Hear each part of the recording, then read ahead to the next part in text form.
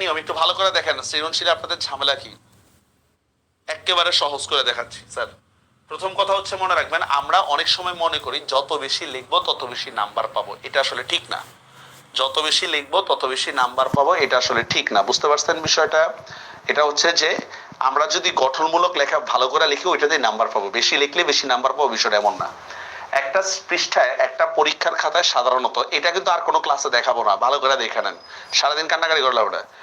একটা পরীক্ষার খাতায় আমরা একটা পৃষ্ঠায় 12 থেকে 14 লাইন লিখবো। কতটুকু লিখবো? 12 থেকে 14 লাইন লিখবো মাত্র, ঠিক আছে? এটা মনে থাকবে। একটা ইয়াতে কতটুকু লিখবো আমরা? 12 থেকে 14 লাইন লিখবো। আচ্ছা, সৃজনশীল লেখাটা প্যারা আকারে লিখবো। প্যারা আকারে, প্যারা মানে বুঝছেন তো? মনে করেন প্রথম যে পৃষ্ঠাটা থাকবে, মানে যে কলামটা থাকবে, এখানে 1 আঙ্গুল বা 2 আঙ্গুল ফাঁক রাখবো, এভাবে প্যারা আকারে লিখবো। তবে প্যারার সামনে কোনো সিম্বল ব্যবহার করা জরুরি না। তো অনেকে আছে এরকম সিম্বল ব্যবহার করে, এই সিম্বল ব্যবহার করাটা জরুরি না। বুঝতে পারছেন? প্যারা আকারে লিখবো, কিন্তু প্যারার সামনে কোনো সিম্বল জরুরি না। একটা সৃজনশীল আমরা কতটুকু লিখবো দেখেন। একটা সৃজনশীল আমরা দেখবো হচ্ছে 4 থেকে 4.5 পৃষ্ঠা। কতটুকু লিখবো আমরা? নরমাল লেখার মধ্যে পুরো একটা সৃজনশীল আমরা 4 থেকে 4.5 পৃষ্ঠা লিখবো। 1 আর 2 1 পৃষ্ঠাই হবে, 3টা 1 পৃষ্ঠা 2-3 লাইন বা 4-5 লাইন হবে, বাকিটা হচ্ছে 2 পৃষ্ঠা দিব শেষ। কথাটা কি বুঝতে পারছেন? একটা সৃজনশীল কোশ্চেন করে দেবে, দেখেন একটা সৃজনশীল কোশ্চেন উত্তর কতটুকু হবে? 4 থেকে 4.5 পৃষ্ঠা এজ ইউজুয়াল লেখার মধ্যে। 1 আর 2 1 পৃষ্ঠার মধ্যে যাবো আমরা, 3টা 1 পৃষ্ঠা কয়েক লাইন, আর 4টা হচ্ছে 2 পৃষ্ঠা। সৃজনশীল লেখার ক্ষেত্রে উপস্থাপনা ও হাতের লেখা খুবই গুরুত্বপূর্ণ। সৃজনশীল লেখার ক্ষেত্রে উপস্থাপনা ও হাতের লেখা খুবই গুরুত্বপূর্ণ। বুঝতে পারছেন? অনেকেই বলে যে হাতের লেখা গুরুত্বপূর্ণ না, আসলে এমন না, হাতের লেখার অনেক গুরুত্বপূর্ণ। ঠিক আছে? গ আর ঘ কেমনে পড়ে একটু আমারে বলবেন একটু, কে লিখছেন এটা? জয়নাল, জয়নাথ বা সামথিং ইত্যাদি। গ আর ঘ কেমনে পড়ে? গ আর ঘ না উদ্দীপকের উপর ডিপেন্ড করে নাকি? গ আর ঘ কে আমরা বললে কি কমন পড়বে? নোট করা দরকার নেই, শুধু স্লাইড গুলো পড়লেই হবে। হ্যাঁ, আর বইয়ের পাশে হচ্ছে ফার্স্ট পেপার পাশে হলুদ কালার করে যেগুলো দিলাম না, যে নীল কালার করে যে অনুধাবন ব্যাখ্যাগুলো দিলাম না, ওগুলাই দিলাম, ওগুলাই পড়বেন। হ্যাঁ, ওকে। দেখেন জ্ঞানমূলক কোশ্চেনটা আমরা কিভাবে লিখবো ভালো করে বুঝে নেন। জ্ঞানমূলক কোশ্চেনটা, ঠিক আছে? ফার্স্টে দেখেন এই ধরনের উত্তরগুলো দুই ভাবে দেওয়া যায়। একটা হচ্ছে পুরো বাক্য লিখে দেওয়া যায়, আরেকটা হচ্ছে শব্দ দেওয়া। ধরেন আমি বললাম 18 বছর বয়স কে লিখছে? আপনি লিখে সুকান্ত ভট্টাচার্য, এক শব্দে উত্তর। আরেকটা হলো যে 18 বছর বয়স কবিতাটা সুকান্ত ভট্টাচার্য লিখছে। তো আমরা চেষ্টা করব হচ্ছে পরিপূর্ণ বাক্য লিখে উত্তর দেওয়া। কথাটা কি বুঝতে পারছেন? পরিপূর্ণ বাক্য লিখে উত্তর দিব আমরা। আমরা এক শব্দে উত্তর দিলেও হবে। ধরেন আমি বললাম যে অনুপম বা অপরিচিত গল্পের মধ্যে নায়িকার নাম কি? আপনি লিখছেন কল্যাণী, শেষ, উত্তর হয়েছে। কিন্তু এটা দেখতে একটু দৃষ্টিকটু লাগে। আপনারা এইভাবে লিখবেন যে অপরিচিত গল্পের মধ্যে কি নায়িকার নাম হচ্ছে কল্যাণী। কথাটা কি বুঝতে পারছেন?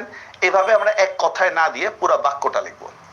আচ্ছা, অনুধাবনমূলক কোশ্চেনটা খুবই গুরুত্বপূর্ণ। দেখেন এই ক্ষেত্রে যদি আপনার প্রসঙ্গটা যদি ঠিক না থাকে তাহলে আপনি কোনো নাম্বার পাবেন না। কি বললাম? প্রসঙ্গ ঠিক না থাকলে কোনো নাম্বার পাবেন না। ধরেন একটা উদাহরণ দিই আপনাদেরকে। অপরিচিত গল্পের মধ্যে একটা লাইন আছে এরকম, শুনিয়া আমার মন পুলকের আবেশে ভরিয়া গেল। কি বললাম? শুনিয়া আমার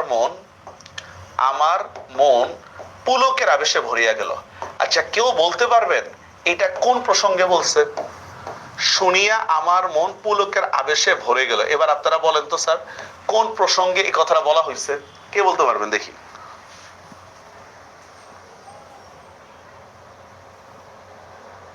দিয়ে বুঝিয়ে ঠিক বলতো আর একটু ভালো করে। শুনিয়া আমার মন পুলকের আবেশে ভরিয়া গেল।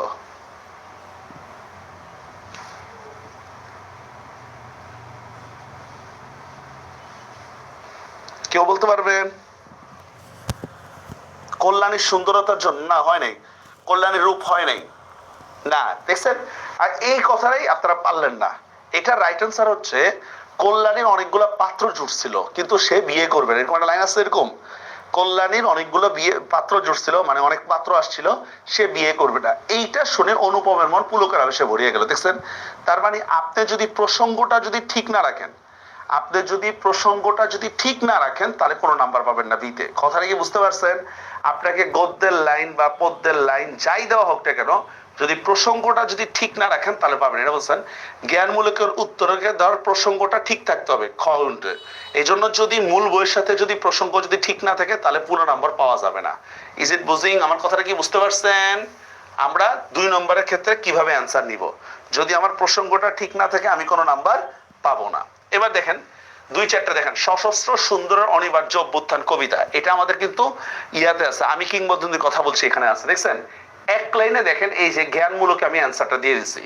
আপনি জাস্ট এই অংশটা যদি তুলে ধরতে পারেন না, ইনশাল্লাহ 2-2 পাবেন। জাস্ট এই অংশটা জ্ঞানমূলক ব্যাখ্যাটা দিচ্ছি, এরপর ওইটাকে ব্যাখ্যা করছি, 2 প্যারায় শেষ। প্রসঙ্গটা ঠিক রাখতে হবে, তারপর কি করব আমরা ব্যাখ্যা করব।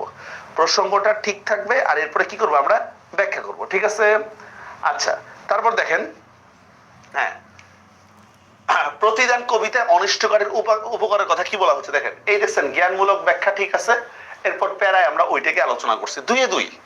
আপনার জাস্ট উপস্থাপনা, সৃজনশীলের ক্ষেত্রে উপস্থাপনা একটা বড় বিষয়। আপনাদের উপস্থাপনা অনেকেরই ভালো না, অনেকে অনেক বেশি কথা লেখে, কাজের কথা না আজের কথা, যেমন আমাদের কমেন্ট সেকশনে যেমন লিখতেছে, বুঝতে পারছেন বিষয়টা। এই জন্য আমরা কি করব, জ্ঞানমূলক আর হচ্ছে কি অনুধাবনমূলক আলাদা করে লিখলে ফুল নাম্বার পাবো, চিন্তার কোনো কারণ নাই। ওকে আচ্ছা এরপর দেখেন, হ্যাঁ এরপর দেখেন কি বলতেছি আমরা, প্রয়োগমূলক, এটা খুবই গুরুত্বপূর্ণ স্যার। প্রয়োগমূলকের মধ্যে কোশ্চেন থাকে কি জানেন, দেখেন সাদৃশ্য আছে না বৈসাদৃশ্য আছে এগুলা দেওয়া থাকে। কারণ আপনি যদি লেখেন যে এটার সাথে এটার সাদৃশ্য আছে, লিখলে নাম্বার পাবেন না। এটার সাথে এটা বৈসাদৃশ্য আছে, এটা লিখলে নাম্বার পাবেন না। আপনাকে নির্দিষ্ট করে লিখতে হবে, কথাটা বুঝতে পারছেন।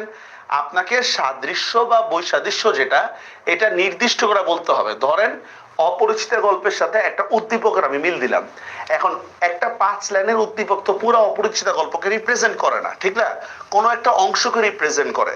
এখন আপনাকে বললো যে কোন জায়গাটা সাদৃশ্য আছে, আপনি লিখলেন কি হ্যাঁ অপরিচিত গল্পের সাথে উদ্দীপকের সাদৃশ্য আছে, কোন জায়গায় সাদৃশ্য আছে এটা লেখেন, আপনি নাম্বার পাবেন না। আমার কথাটা কি বুঝতে পারছেন আমার কথাটা? আমাদের কোন জায়গাটা নিশ্চিতভাবে সাদৃশ্য ওইটা আমাকে লিখতে হবে, আদারওয়াইজ আমি নাম্বার পাইবো না। ওকে দেখেন স্যার, এই যে হ্যাঁ আমরা একটু দেখি, দেখেন এই যে আর উচ্চতর দক্ষতামূলকের ক্ষেত্রে আমরা কি করবো। আচ্ছা আরেকটা জিনিস দেখাই এখানে স্যার, প্রথমে লিখবো হচ্ছে জ্ঞানমূলক, পরে অনুধাবন বা মূল গল্প লিখবো, এরপর কি করব প্রয়োগ বা উদ্দীপক বিশ্লেষণ। আপনারা যদি প্রথমে জ্ঞানমূলক লেখে পরে উদ্দীপক লেখেন তাও কোনো সমস্যা নেই, কিন্তু আমাকে হচ্ছে জ্ঞানমূলকের এই অংশটা খুব ভালো করে লিখতে হবে। আমি উদাহরণ দেখাবো আপনাদেরকে।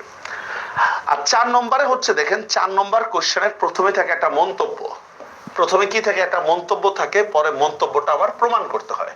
প্রথমে মন্তব্য থাকবে, পরে আমার মন্তব্যটা প্রমাণ করতে হবে, বুঝতে পারছেন। কিভাবে লিখতে পারি আমরা দেখেন, মন্তব্যটি যথার্থ, মন্তব্যটি যথার্থ নয়, মন্তব্যটি আংশিক হলেও পরিপূর্ণ যথার্থ নয় বা পরিপূর্ণ সত্য নয়, সামথিং এইভাবে। আসলে আমরা